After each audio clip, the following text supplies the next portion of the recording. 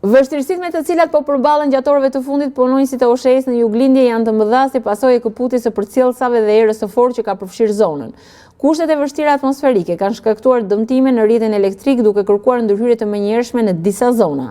Në Çervenak të Pogradecit, ekipet e OSHE po punojnë në terren për vendosjen e shtyllave të energjisë elektrike, të cilat janë thyer nga era e fortë. Ndërhyrja po kryhet në kushte të vështira, ndërsa punonjësit po përballen me rrezik të shtuar për shkak të motit të paqëndrueshëm. Sipas OSHE-s, disa zona janë pjesërisht ose plotësisht pa energji elektrike. Fideri 9, NST Lozhan është pjesërisht jashtë funksionit dhe preken rreth 400 abonentë rural, duke përfshirë 5 kabina në zonat Leshec dhe Mali Qopar dhe 3 abonentë të tjerë. Fideri 14 NST Petrush nuk funksionon në zonat Dardhas, Prenisht dhe Grunjas me rreth 400 abonentë të prekur. Fideri 20 Ushtria NST Pogradec ka lënë pa energji elektrike rreth 700 abonentë urban në zonat Garnizion, Goricë dhe Gurore.